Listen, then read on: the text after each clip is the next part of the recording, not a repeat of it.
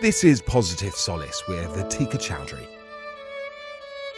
So Seema Kumari grew up in a remote village where education was unheard of. And her family, who have no education whatsoever, she is now the first woman from her family to receive an education with YUWA. But not only that, she has received an acceptance letter from Harvard University. And who imagined a young girl in India playing soccer, going to Harvard University from a remote village? Well done and congratulations, Seema. So lovely to have you on our show. Thank you so much. I was so excited to be in this show for a long time. Oh, I'm so glad. I'm so happy that you joined. I was so worried that we're not going to connect because of our timings. So you're based in a village in Doha. Dahu. Dahu. Okay. Can you tell our audiences where exactly that is in India? Yeah, it's like 25 kilometers away from the capital of Jharkhand, which is Ranchi. Not too far from us. No, I'm kidding. We're quite far away from you. But like very far away from you. So, you've been obviously in India right now. You were talking to me about the situation in India, which is quite bad at the moment. Do you want to give us a bit of an insight what's happening and how you're feeling around that? At the beginning, I wasn't like watching any videos or seeing posts on social media or just like checking out news. So I didn't really like know how like it was or like what was really going on. But then like I think a month ago, I watched a few videos on YouTube about the situation of India in different cities and the challenges that people are facing and the cases like they're rising rapidly, and like there's like lack of beds and like oxygen cylinders, and like it's just the situation is just like getting worse and worse, and like there's like no space for like dead bodies to bury or burn, and that was like so shocking for me when I saw it. But then like later on it just reminded me to be very careful of if I go out. And I feel good that I don't live in a city, I live in a village, because the houses are not so compact as compared to cities. And I mean, I don't think it's been bad here like near my area, but I heard that there were like one or two people who did like test positive, and that kind of like did scare me out. But then it's been good here that we don't have to be so much worried about it, because it hasn't really like reached to our village. But at the same time, if it comes and like people don't really take care of themselves, it will be really bad for all of us.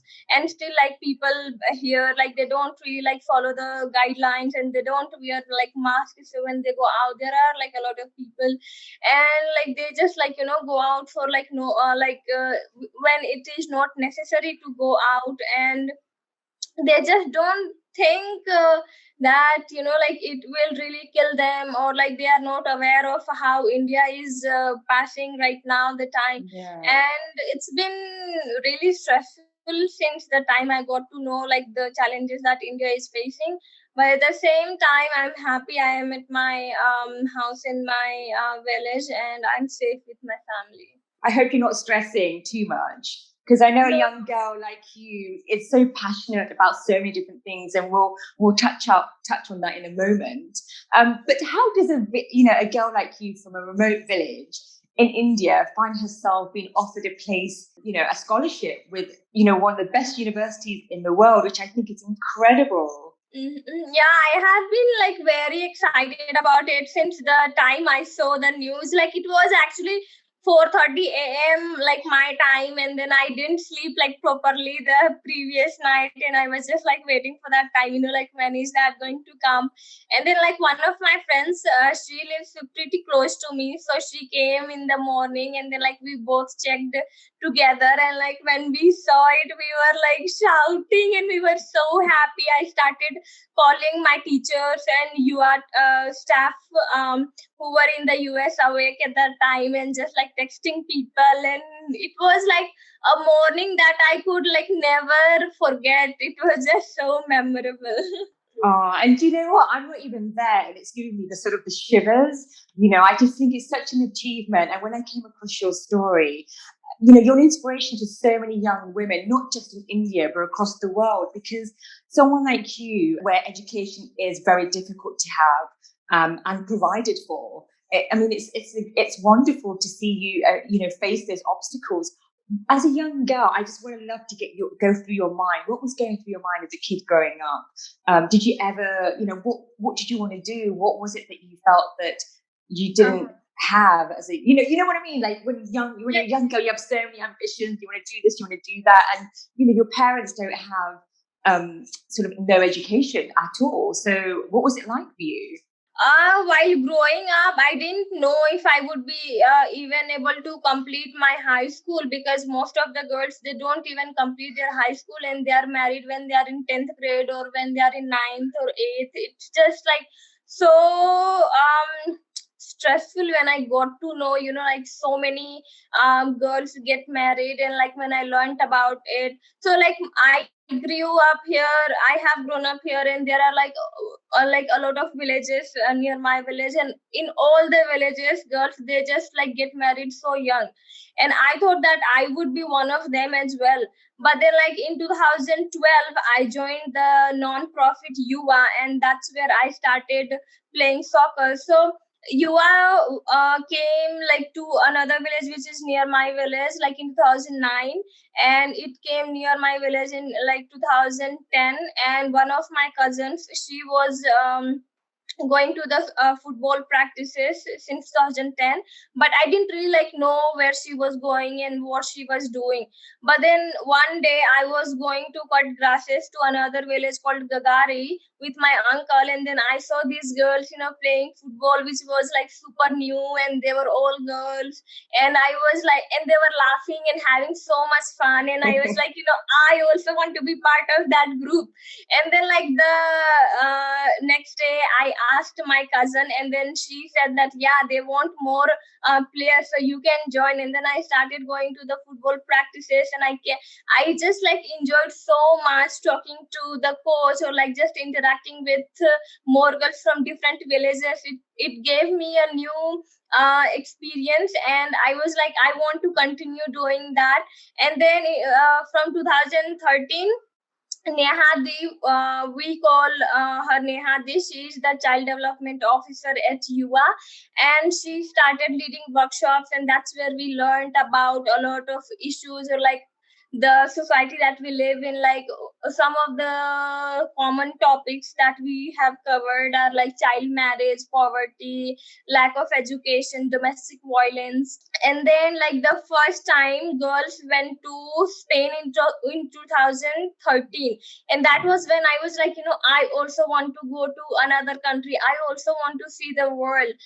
And I wasn't like so good playing football, so I didn't know like how like will I get that opportunity. But I just continued, and like I just like prayed to God that please like give me one opportunity, and then like hopefully I will try my best, and then like discover more later. And then in 2015, you also opened one school, and then I joined the school. I started studying there from 7th grade, and in 2016 there was a trial for domestic cup in Spain, and then I also like became a part of that team, and I was like so excited, like this is what I wanted. I also wanted to go to another country, and I was just so happy. And like when I went to Spain, the culture, like it was just so different. Like people, like our skin color is so different, theirs is so different, and the food you eat, the clothes that they wore, I mean, it was just like so shocking, but at the same time, it was eye-opening that life can be so different. You can be independent, you can do whatever you want, and you don't have to be dependent on your in-laws, or like live the life that they want you to live. So from that time, I also thought that, I want to be independent. I want to earn my own money and live the way I want to. And while doing that, I also want to teach other girls to do the same. And from there, then in 2017 I again became a part of the team that went to Spain for football training by Real Sociedad, and that was also a very memorable, as in that was the first coaching training I received. And at that time we were able to do a lot of activities like tennis or swimming or rowing. So it was just like a different experience than the last one, because we were busy playing matches, so we weren't able to do a lot of fun activities. And then in 2018 I applied for a leadership course at Washington University in St. Louis, and that was the first time I was going to the US, and I was going alone. And like my family, they were Wow. very scared, and they were like, what if you are not going to come back, or if you miss your flight? They were like not sure that I would be like really able to handle my own trip. And I like assured them that I will be safe, I will be coming back. But they were like, we don't know like what the situation would be. Then like when I came back, they were like very happy, and like they were like, you did it. So after that, the journey began with again in 2019 I went back to Spain for the same coaching training with other coaches. And then in the summer I applied for a management course at Cambridge University, and then I received full scholarship from them as well. And then that was also a very new experience, because like Cambridge was like a university that was so different from WashU, and the buildings were just so old, and the food was also different. I mean, when I like the first day, I didn't know like how am I going to eat, because like in the US, you kind of like have food that were like a bit spicy, and I also lived with my principal's parents for a week, so they made like some Indian food. But then they're like, I wasn't living with a family, and then I had to give up with like like the omelets or like stuff like that. So, like for us, because we cook food for so long, and like Yeah. when you omelet and you say like it's not cooked, like how do you eat it? So but like I didn't like really get into eating the omelets, but then there were like foods that I got used to in a few days. Then after I returned back after like a week or so, I left for the US again for an exchange year. And then I did my 11th grade from Gig Harbor, Washington, and then I returned back from there in like June 2020. So like while I was there, the pandemic happened, and like we weren't sure like when we are going to come back. It was just so scary. But then like we were able to come back, and then from then life has been very stressfully adjust to get back to the life before. And because like my family, they so here like my family has been below the poverty life of India for a very long time. Yeah. And like when the lockdown happened, like my father was working at a fabric factory like near another village, near my village. Like after that he lost his job, so we didn't know like how we are going to manage. And then he started working at a brick factory in the village, and that's where he has been going.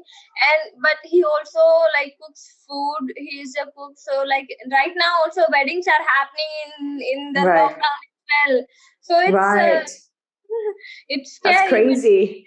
time he gets work from them. So that has been serving well. But like my family has been selling hadia, which is rice beer, for like generation now. And Right. that's been pretty scary, because you kind of like have to meet a lot of people like who you don't want to meet. And like my cousins, they are involved with it, they have to do things that their mothers and parents are asking. And like when customers come, like you have to give the rice beer to them. Yeah. And like my cousins, like they are slowly growing up, they are going to hit puberty. And when you hit puberty, like men, they stare just so much, and they make you so uncomfortable, which I have been dealing like since I have hit puberty, and like after I have come back here. But at the same time, like our parents, they don't understand, because they haven't lived in like they haven't seen the outside world, and they Yeah. just think that this is part of life, this is how girls live here. So that's been pretty challenging. I was kind of like trying to stop it with the help of Childline in India, but then it has not been successful yet. But I hope I do something and make like the home a better place for my cousins. Well, I did read somewhere where you said that gender equality, is needed, particularly for girls like yourself in a village. And obviously, you just touched on so many different things. I'm going to now. You told me so much. I'm now going to sort of slowly kind of come back to some of the things that you spoke about. But since you mentioned about girls with, who obviously, come when they hit puberty, a lot of girls are expected to sort of then get married. And one of the things that YUWA, I understand, were doing was protecting women from child marriages. And I guess you escaped all that because from the achievements you've had in the last 10 years, which are incredible, and from doing one thing to another, which opened doors for you, there are a lot of girls like yourself who perhaps want to do the same, but haven't really quite had the same opportunities. What is it? Obviously, it's going to take a lot of time. We know that. But what is lacking this in terms of India, the system?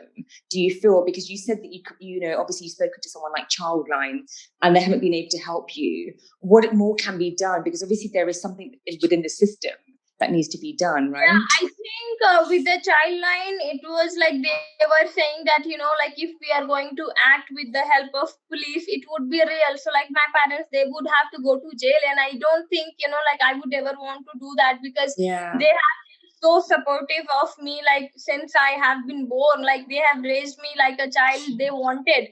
And that is like very unusual, like in a village like this. And I am like very grateful for like, whatever they have done. And even my brother, like brothers like don't even like care for sisters, but he has helped like make my lunch or like bring breakfast to my room. He's a very caring brother, and I wouldn't want to do that ever to them. But like all the challenges, I think one is lack of education is a big part, because girls like they don't get the opportunity to study till they want to, and that is why they don't do any job. So it's like a lack of awareness, lack of education, they are like the big parts. And like gender equality, it is like important like all around the world, but especially like in an area like this, like it's like even more important, because like so many women are just like part of domestic abuse. Like my own aunt, since she has been married, like my uncle, he is just drunk like most of the days, and he just beats my aunt, and she's just like unable to do anything. Like she just thinks that this is kind of like part of life, and she's kind of also dependent for finance.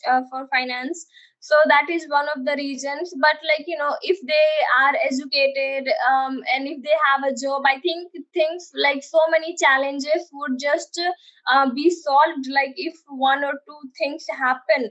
But it really has to change. Like right now, like seeing my own friends, or like girls who are like younger than me getting married, and like their lives are not going to change. They would be like other women who have lived. And I think in this generation, a lot of girls and teenagers are kind of like thinking about change and are becoming leaders, and that's really good. But at the same time, there are like so less from like my area, or like from Jharkhand, I think, because as I had heard, like Jharkhand is like one of the very backward states of India. And it's like in a way it is like a lot of women, they are just not given the opportunities, or like they are just like child brides, or like human trafficking is one of the other parts. But at the same time, if like so many girls or even boys, like if we want to change it, and if we work towards it together, then it will change. Of course it will take a lot of time, but slowly it will change. And I think that's the change that UI is kind of like trying to bring with educating so many girls and teaching us about our rights. Yeah, and it's great because of YUWA, you have had this opportunity. I mean, what I loved is I saw one of your photos,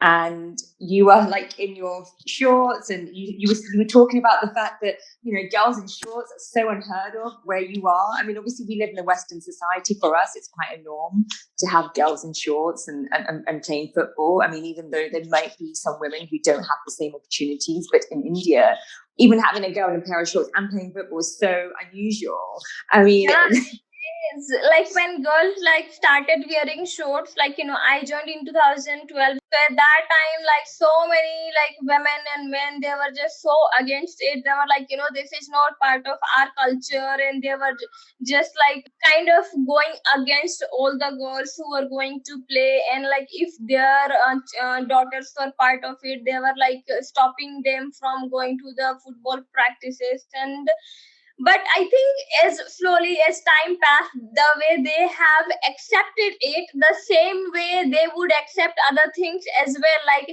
I think sometimes I feel like if you want to change something, you can do that by your actions and not just by like speaking around that I'm gonna do this or I'm going to do that, and just like do it. Yeah, I agree. Just do it, which is what you've done. And you spoke about your family, which is lovely to hear. And credit goes to your family for understanding why you want to do what you want to do. And not every woman or man, let's just say, in a poor part of India or anywhere in the world will understand that.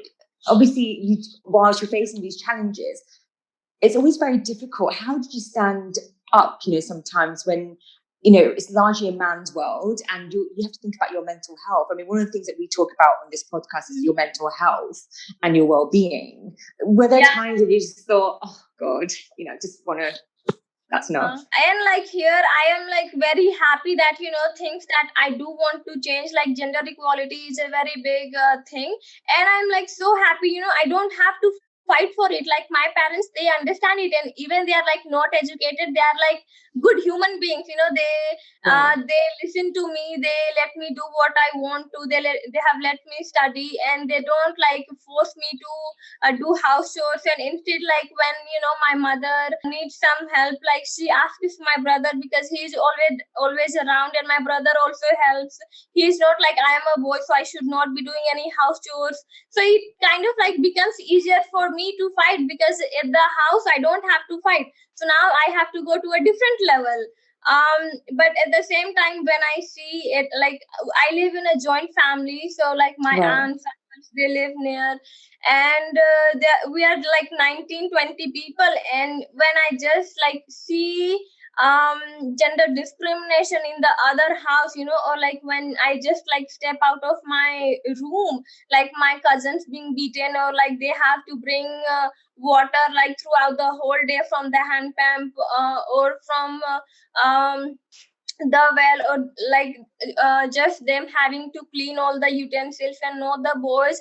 It's kind of very frustrating, but at the same time I think they are kind of like, just by watching me, like I like at home I'm very open, like whatever comes to my mind I just like speak that out. And just by watching me, a lot of my, like most of my cousins, they just like they don't care if somebody is listening to them or not. They just like say whatever they want as well. As in, like if their parents are asking them to do a work, they would say I don't want to do it, or they would just run away. So they are kind of like practicing a few things, which is good. Like I won't have to fight for them, they will fight for their own selves. So that is good.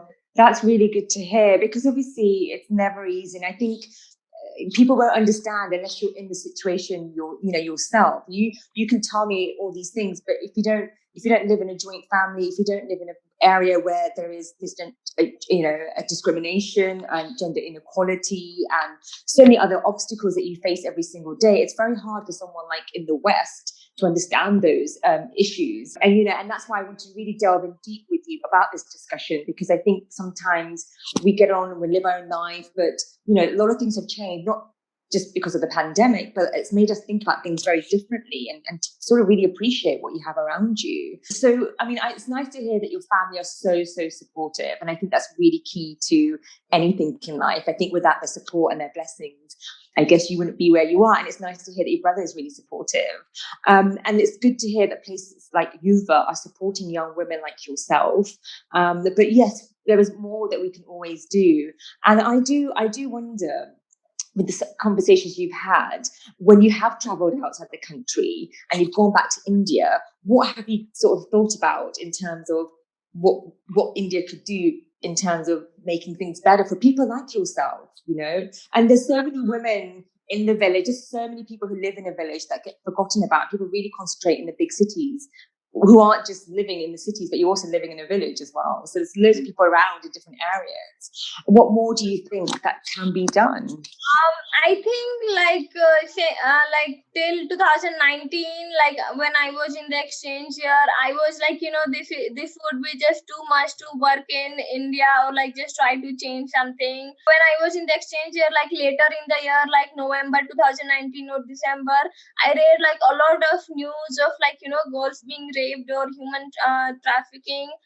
And that was just like so like worrying for me, like when I have my family in that area and things like that are happening.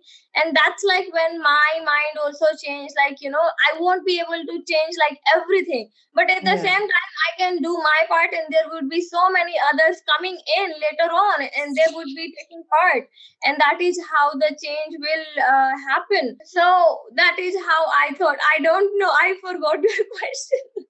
No, it's just a conversation. Basically, you've obviously traveled the world and you've seen so much. Do you sometimes feel, I wish things were a bit different where you are, like where you grew up? So when I got into Harvard in the news, like my mother was awake and we were shouting and we were just laughing, and my mother, she got to know like, something has happened. That is why she is very happy. And I told her, that I got into Harvard, but like she didn't know the word, neither like none of my family members except my cousins who I had told them about Harvard and other universities I was applying to. So previously I got into Middlebury and Hartford, Trinity College in Hartford.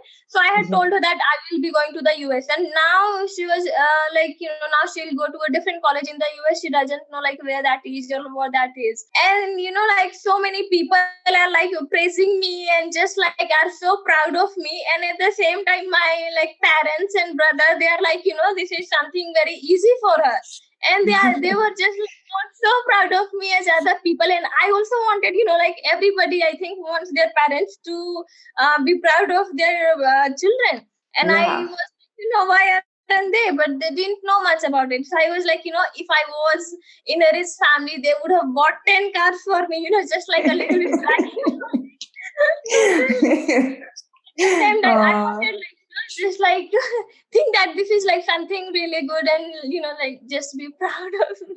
Yeah, well, I'm proud of you. I'm very proud. I mean, I've just met you, but I'm so proud of you, and to see what you've done. And it's such an encouragement, and to see that someone like you that can do that, and I think it's a blessing, to get that far. And that's why I was trying to understand your mindset, because I don't know what I would be like if I was in that area. I don't know. I just wanted, my mother to be a little bit like I really love her. She's very funny. She tries to do all she can, but at the same time, I have been asking her to stop selling, the rice beer, which she wasn't able to understand. And I was like, now stop it. But then she was like, how are we going to buy vegetables? Because that source is the money for that, because we get ration, so we get like rice, and our diet is mainly like rice and vegetables, and that's pretty much it. But at the same time, I think like after they saw a lot in the newspaper and like the media, they kind of like understood a little bit that this is great. But at the same time, it's okay. I think like when I graduate, and or like after I have graduated and I have a job, and then like their kind of like brain grows, and they kind of like start to understand the world better. They were like, this is what you have done. So it's okay if they don't understand now, they will understand later on. Oh no, of course. And you know what, you're the start of the generation where that will happen and that will change. And do you think that when you go out to foreign countries like Spain and like the US, how do people respond to you when you tell them where you're from or what you've done? What was their reaction? When I went in 2016, like I wasn't very confident in like talking to people, but like slowly, like confidence has come, and I have become confident like over time. But like when I told them, they were just like so proud of me, and they're just so happy for me. They wish the best for me. So I think those like those people being so nice and kind to me, that really like meant a lot for me. And just seeing like so many people just like wishing you the best and like praying for you and just like being there to support you, that I think that support really like uplifts you more, and you kind of like become stronger, and you feel like there are people for me, like, so that feeling is really great. And I'm like so grateful for all the people who are there to support me and who have been supporting me. Oh, and have you felt at times then challenges, and obviously you talk about you're so happy and it makes you strong and you feel empowered, but there must have been times when you felt a bit like low. Like even now, like after I have gotten into Harvard, like there are women who are just like I don't know if they are jealous or if they want if they don't want me to go forward. They're just like I think they bring a lot of negativity to my family, and they would just like talk about marriage, like your daughter would not be getting a good job, she would not come back later on in life, and they just like put a lot of negative thoughts into my mother's head. And my mother, she's like I don't know, I think she's like very mature and she handles these situations very well, but at the same time, like some things like are stuck with her, and she kind of like feels bad about that. But I think it's like part of our society where people will try to do that. And like the funny thing was, like after I got into Harvard, I have gotten into Harvard, and like after like I was in the news, there was like a boy who kind of like reached out to a relative, and the relative like kind of like met my mother, and he was like asking details, and he was saying that this boy wants to marry your daughter. And I was like so shocked. And this is how like boys are brought up. And he started asking like details in which were like, he now thought he wants to marry me, and now he's thinking that that would happen. Like that is how boys are brought up in this society, which has to change. I think when a boy thinks that or likes somebody, I think he should not, or like also like a girl should never think that you would just marry somebody you just like. You also have to know from the other person, like if he or he wants to do that. And I was just so like so shocked. And like, but at the same time, my mother just told him that like she would not be marrying any soon. And I was like, this boy, when he read the news, like didn't he read the whole thing? Like I would be going to college, like if I would marry, like how am I going to go to college? I will What does he know you're only 17? Does he know you're so young still? You've got so much to do in life. Yeah, and like I was just like so shocked. And then I told Franz, the founder of YUWA, and one of my teachers, and like my teacher was like so funny that he is thinking that he would get a flight to the US like in free. So like you're just trying to get in touch with you or having a special connection. I was like, okay. So it seems to me that you don't let things affect you. It seems to me you are quite good at dealing with things in life. It seems like you are very positive about stuff rather than thinking. It seems to me you don't get sad. A lot, yeah. I have improved a lot. I think just like looking back a few years back, I was like, I would just like look at the negatives. But I think like there are like a lot of people, but I don't know like if you know these people.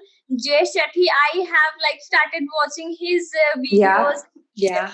Or Gopal Das, and like some other people who like whose content are really good. And I think like those videos have really helped me to look at the positives, and like surround yourself by the people who uplift you and who don't try to put you down. So I think just like watching even like some videos have done like a lot to me, and I'm really grateful that there are people like them who are trying to make videos, or like their work is so much into like improving the world and improving the lives of people. That's good to hear. So that's made a lot of difference then to you, having social media content. Yeah. What if you didn't have the internet though? What would you do, hey? Yeah, that's true. And being at home, like right now we don't have a TV, so we don't watch TV. Right, Um, okay. because I have a phone now and a laptop and I have internet connection. That is why I am able to, do my work, or like am able to connect to a lot of people, being able to attend my classes. So it has been Yeah. useful.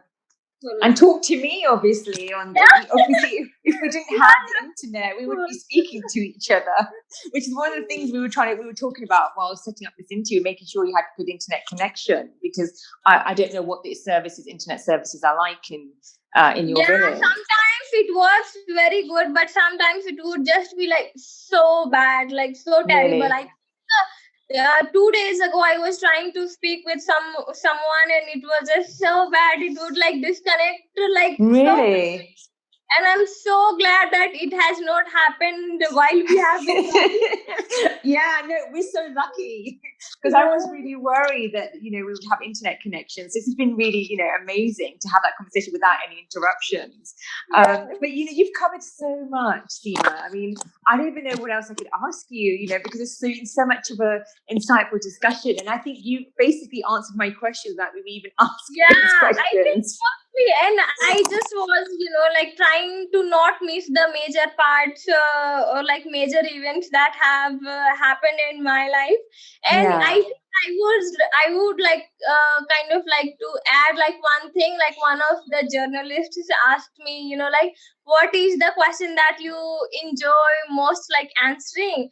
And I think I mentioned it about my family. I'm like so happy, and like so proud that I can like tell people that, my family is so supportive, because if they were not, and I would have been in this place, I think I would have been like so miserable to not be like able to talk about, the core people who are behind you.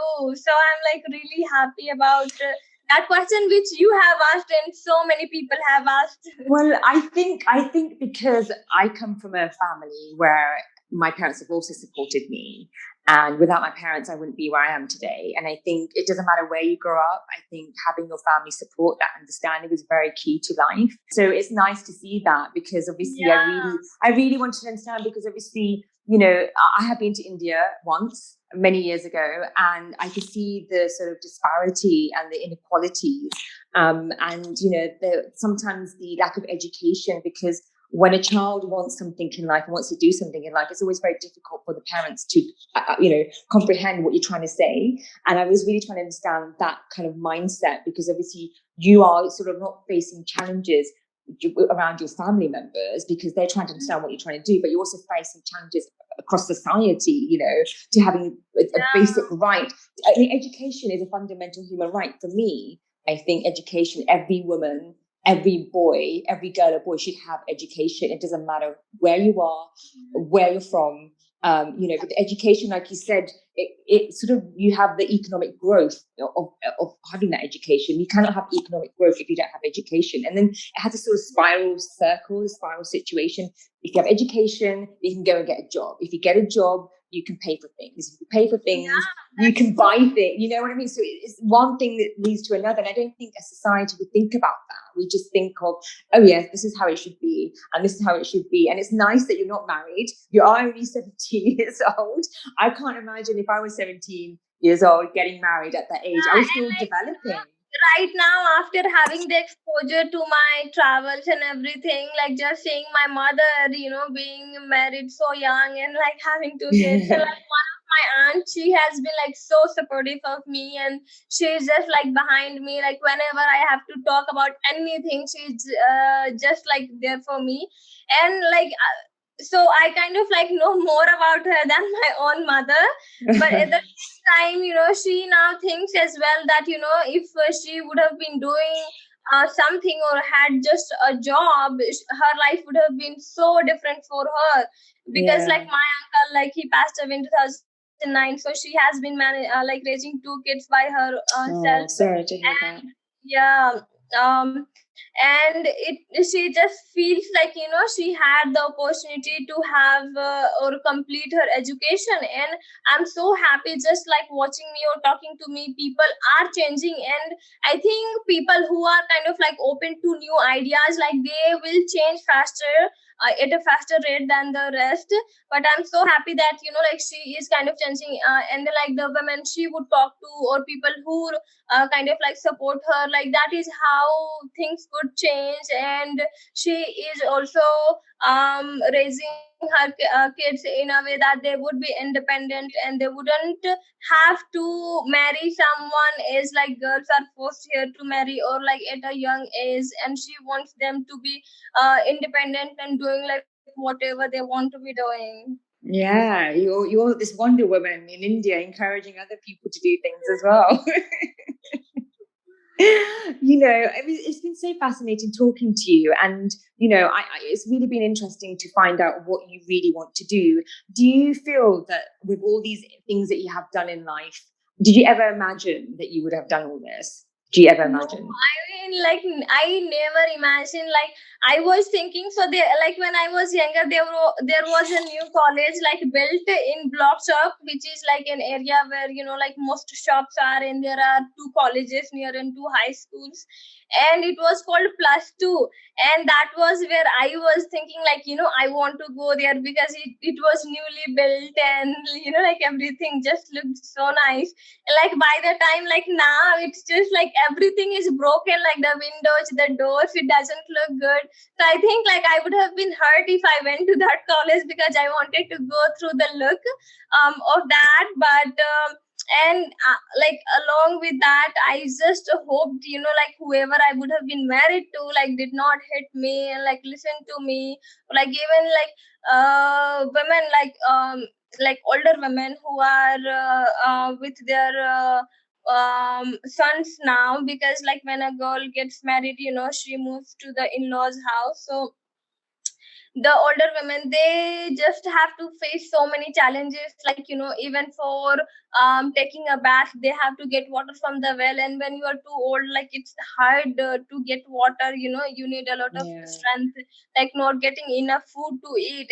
And you can just, like a life of a girl is like that. Like when you see a girl growing up, you are just like you are just burdened with so many house chores and responsibilities. You don't really get to enjoy your childhood. And when you grow up, when you hit puberty, you don't know about menstruation. You are just scared. You don't know how to handle it. You don't know how to be hygienic while having periods. And when you get married, you just have kids, and then you don't even raise them properly. And that is how the cycle has been going. And when you get old, you, like a lot of the times, you are just like mistreated by your daughter-in-law or your own son, and they just do not care, even when you are unhealthy, or like going through tough situations. And I just thought, I do not have to go through that. But at the same time, it's very difficult to avoid those situations. And I'm so happy that I would never have to go through that, and my parents won't have to go through that. Well, no, you're going to help them, aren't you? And you're going to help you're going to help your whole village as well. And can I just say, a lot of people don't know this, but you couldn't speak English before you went to YUWA, right? Is that correct to say? No. My mother tongue is Sadri, so at my house we speak Sadri, and like my whole village, pretty much a lot of parts of Jharkhand. And I learned Hindi when I started going to the school in the village, and then I started learning English in 2014. So there were tuition classes held by YUWA school. So we paid 2 rupees per class, and then we went there. And since 2015, I started to learn English at the YUWA school. Wow, well done. You speak very good English. It's amazing. I mean, I have to go a long way. There are a lot of mistakes I make, but that's okay. Mistakes, even in this country, in the UK, people make mistakes, and we were born in this country and we should be able to speak English eloquently. So you're doing fine. You're doing really well. Obviously, Seema, it's been a really amazing conversation and we could talk forever. And there's so many things you touched on. There's so many things, and I really wanted to break it down, but we could be having a conversation about this all day, and not even all day. I think for days. And that's so that we have that kind of connection where we can just like share whatever there is to share. Yeah, no, definitely. And this is what the show is about. I really want to speak to women who are motivating, encouraging, inspiring others to do the same.